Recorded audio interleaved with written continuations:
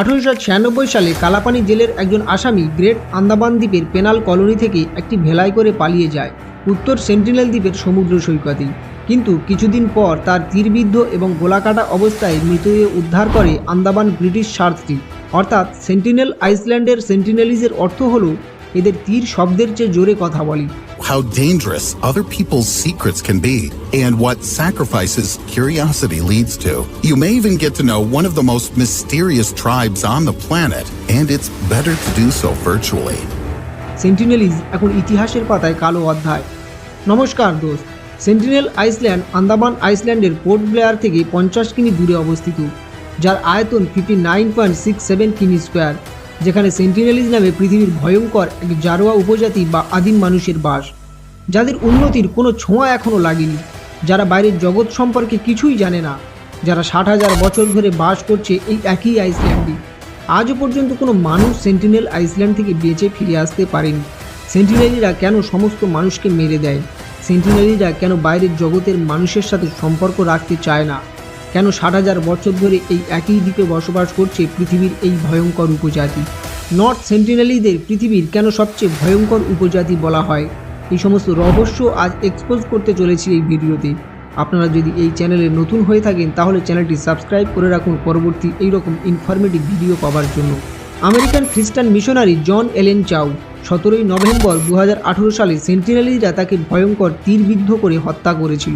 An American who loved the outdoors, John Allen Chow often documented his adventures on Instagram, but these photos would be his last. Authorities say the 26-year-old was killed. He was trying to meet an endangered tribe. তার কারণ জন এলেন চাউ যখন জানতে পারে যে পৃথিবীর সবচেয়ে ভয়ঙ্কর উপজাতি সেন্টিনেলিজ, যারা এখনও কোনো মানুষের ছোঁয়া পায়নি 60,000 বছর ধরে, যারা এখনও ঈশ্বরের নাম শোনেননি, তাই চাউ ডিসাইড করে যে ধর্মপ্রচার ও ঈশ্বরের নাম শোনাতে ভয়ঙ্কর সেন্টিনেলিদের সাথে দেখা করবে। তাই 2018 সালে চাউ আন্দামান ও নিকোবর দ্বীপপুঞ্জের রাজধানী পোর্ট ব্লেয়ারে আসে, যেখানে তিনি সেন্টিনেলিদের জন্য উপহার নেয় শুকনো মাছ এবং ফুটবল। 2018 সালের নভেম্বর মাসে চাউ উত্তর সেন্টিনেল দ্বীপে একটি যাত্রা শুরু করেছিলেন এবং যেটিকে চাউ পৃথিবীর শয়তানের শেষ দুর্গ হতে পারে বলেও মনে করেছিলেন। চাউ সেন্টিনেলিজ আইসল্যান্ডে ইল্লিগালি পৌঁছানোর জন্য লোকাল 2 জেলেকে 25,000 টাকা দিতে হয়েছিল, কারণ ভারত সরকার 1956 সালে এই দ্বীপে ভ্রমণ নিষিদ্ধ করে দেয় এবং 5 নটিক্যাল মাইল অর্থাৎ 9.3 কিমি এর কাছাকাছি যাওয়া ব্যান্ড লাগিয়ে দেয় ভয়ঙ্কর সেন্টিনেলিদের জন্য। 2018 15 নভেম্বর চাউ একটি মাছ ধরার নৌকায় তার প্রথম ভ্রমণের চেষ্টা করেছিলেন, যা তাকে তীরে থেকে প্রায় 500 থেকে 700 মিটার দূরে নিয়ে গিয়েছিল। জেলেরা চাউকে সতর্ক করে দিয়েছিলেন যেন বেশি কাছে না যায়, কিন্তু সে একটি ছোট্ট ক্যানো নিয়ে তীরের দিকে এগিয়ে যায় এবং কাছে আসার সাথে সাথেই তিনি সেন্টিনেলিদের সাথে যোগাযোগ করার চেষ্টা করেছিলেন এবং উপহার দেওয়ার চেষ্টা করেছিলেন, কিন্তু তিনি প্রতিকূল প্রতিক্রিয়ার মুখোমুখি হয়ে পিছু হটেছিলেন। 16 নভেম্বর চাউ তার ডায়েরিতে লিখেছেন যে তিনি তাদের কাছে পূজার গান গাওয়ার চেষ্টা করেছিলেন এবং তাদের সাথে জোসা অর্থাৎ দক্ষিণ আফ্রিকার একটি ভাষায় কথা বলার চেষ্টা করেছিলেন। অবশেষে চাউ যখন মাছ এবং উপহার দেওয়ার চেষ্টা করেছিলেন, তখন বিভ্রান্তি এবং শত্রুতার মিশ্রণে প্রতিক্রিয়া জানিয়েছিলেন সেন্টিনেলিজরা এবং এরপর একটি ছেলে একটি ধাতব মাথাযুক্ত তীর ছুঁড়েছিলেন যা তার বুকের সামনে রাখা বাইবেলটিতে গেঁথেছিল। তারপরে সে আবার পিছু হটেছিল এবং লাস্ট দিন অর্থাৎ 17 নভেম্বর চাউ তাকে পরিত্যাগ করার জন্য জেলেদের নির্দেশ দেন।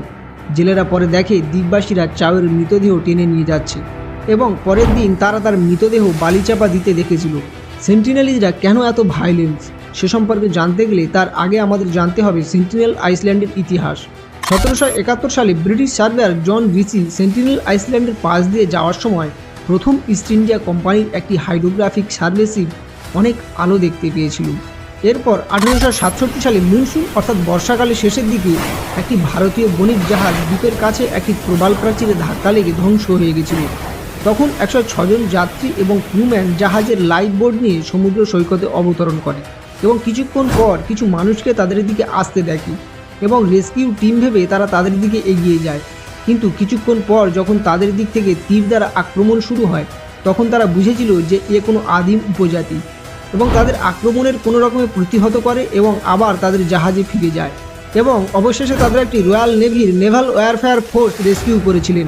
এবং 1880 সালে এই প্রথম সেন্টিনেলিজদের সাথে যোগাযোগ স্থাপনের জন্য Royal Navy officer Maurice Vidal Portman, যিনি আন্দামান ও নিকোবর দ্বীপপুঞ্জের ঔপনিবেশিক প্রশাসক হিসেবে কাজ করেছিলেন, Morris Vidal Portman Andamanese tracker এবং ইউরোপীয়দের একটি দল নিয়ে উত্তর সেন্টিনেল দ্বীপে এক বিরাট অভিযান চালায়। এই বিরাট দল দেখে সেন্টিনেলিজরা গাছের গভীরে পালিয়ে যায়। বেশ কিছুদিন অনুসন্ধানের পর তারা একটি পরিত্যক্ত গ্রাম খুঁজে পায় এবং পোর্টম্যানের লোকেরা 6 জনকে ধরে নিয়ে যায়, একজন বয়স্ক মানুষ এবং একজন মহিলা এবং 4টি শিশু। পুরুষ ও মহিলা পোর্ট ব্লেয়ারে আসার পরপরই দ্রুত অসুস্থ হয়ে পড়ে, কারণ আমাদের সামান্য কাশির কারণেও সেন্টিনেলিজরা মারা যেতে পারে। আর তাই বৃদ্ধ লোকটি এবং তার স্ত্রী মারা যায় এবং 4টি শিশুকে প্রচুর উপহার সহ তাদের সেন্টিনেল আইসল্যান্ডে ফেরত পাঠানো হয়েছিল। এরপর সেন্টিনেলিজরা আরও ক্ষুব্ধ হয়ে যায় এবং এরপর 1980-র দশকে ত্রিলোকনাথ পণ্ডিত নর্থ সেন্টিনেল আইসল্যান্ডে বেশ কয়েকটি পরিদর্শন করেছিলেন, কিন্তু প্রত্যেকবার সেন্টিনেলিজদের ভায়োলেন্স অবস্থা দেখা গেছে এবং 1981 সালে তিনি নিয়মিত বন্ধুত্বপূর্ণ যোগাযোগ স্থাপনের উদ্দেশ্যে বেশ কয়েকটি সরকারি অভিযান চালায়, কিন্তু প্রতিটি অভিযান তীর নিক্ষেপের মাধ্যমেই শেষ হয়েছে। এরপর 1991 সালে আবার ত্রিলোকনাথ পণ্ডিত এবং অ্যানথ্রোপোলজিস্ট মধুমালা চট্টোপাধ্যায় আবার একটা অভিযান চালায় এবং এই অভিযানে তারা প্রথম সফল হয়, কারণ এই প্রথমবার তারা অস্ত্র ছাড়াই তাদের সামনে এসেছিল এবং নারকেল সংগ্রহ করেছিল, কারণ এই প্রথম এক মহিলা সেন্টিনেলিজদের সাথে যোগাযোগ অভিযানে অংশ নিয়েছিলেন এবং এরপর সেন্টিনেলিজরা তাদের তীরের কাছে এসে নারকেল দেওয়ার ইঙ্গিত দেয় এবং তখন দলটি তাদের মেন শিপ MV টারমুগলিতে ফিরে আসে। हम लोग जब फर्स्ट कांटेक्ट के लिए 4 जनवरी MV टारमुंगली से पहुंचाया, वो हमारा लेफ्टिनेंट गवर्नर का चीफ है। और এবং সেদিন বিকেলে আবার প্রচুর নারকেল নিয়ে দ্বীপে ফিরে আসে এবং উপকূলের সর্বোচ্চ কাছে চলে আসে নারকেল ডিস্ট্রিবিউট করার জন্য। আর এই প্রথমবার কমপক্ষে 2 ডজন সেন্টিনেলিজ উপকূলের আসে নারকেল কালেক্ট করার জন্য। আর ঠিক তখন 16 থেকে 17 বছরের একজন তাদের দিকে ধনুক এম করে, আর তখন একজন সেন্টিনেলিজ মহিলা তীরটির নিচের দিকে পুশ ডাউন করে দেয় এবং এই প্রথমবারের মতো সেন্টিনেলিজরা ডিঙিগুলির খুব কাছাকাছি চলে আসে এবং তারা হাতে হাতে 5 ব্যাগ নারকেল বিতরণ করে এবং এই প্রথম তাদের হাইট সম্পর্কে কোনো ধারণা পাওয়া গেছিল। তাদের গড় উচ্চতা 5 ফুট 3 ইঞ্চির কাছাকাছি, কিন্তু তারা পৃথিবীর কোন ভাষায় কথা বলে আজও পর্যন্ত কেউ জানতে পারেনি এবং বিভিন্ন সার্ভে থেকে অনুমান করা হয়েছিল তারা সর্বোচ্চ 400 বা 400 জনের কাছাকাছি হতে পারে। এবং পণ্ডিত ও মধুমালা চট্টোপাধ্যায় 24শে ফেব্রুয়ারি আবার একটি দ্বিতীয় অভিযানে অংশ নিয়েছিলেন। সেন্টিনেলিজরা আবারও অস্ত্র ছাড়াই হাজির হয় এবং ডিঙিতে লাফিয়ে লাফিয়ে নারকেল নিয়ে যায়, আর এই মিশনটা সম্ভবত ইতিহাসের পাতার শেষ মিশন ছিল। এই মিশনের সমাপ্তির একটি সম্ভাব্য কারণও ছিল যে সেন্টিনেলিজরা পণ্ডিত পরবর্তী যোগাযোগের বেশিরভাগ দলকে তাদের কাছে যেতে দেয়নি। তারা আবারও আগের মতো ভায়োলেন্স হয়ে যায় এবং এর পরবর্তী সময় যতবার যোগাযোগের চেষ্টা করেছে তা তীর এবং বর্ষার মাধ্যমে কথা হয়েছে এবং বহু মানুষের প্রাণও সংশয় হয়েছে। আর তাই ইন্ডিয়ান গভর্নমেন্ট 1956 সালে এই দ্বীপের ভ্রমণ নিষিদ্ধ করে দেয় এবং 5 নটিক্যাল মাইল অর্থাৎ 9.3 কিমির কাছাকাছি যাওয়া ব্যান্ড লাগিয়ে দেয়।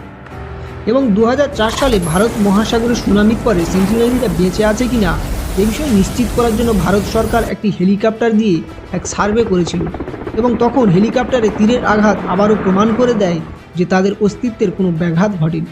এবং ন্যাশনাল জিওগ্রাফিক ম্যাগাজিনে রঘুবীর সিং বলেছিলেন, সেন্টিনেলিজ মানে যাদের তীর শব্দের চেয়ে জোরে কথা বলে।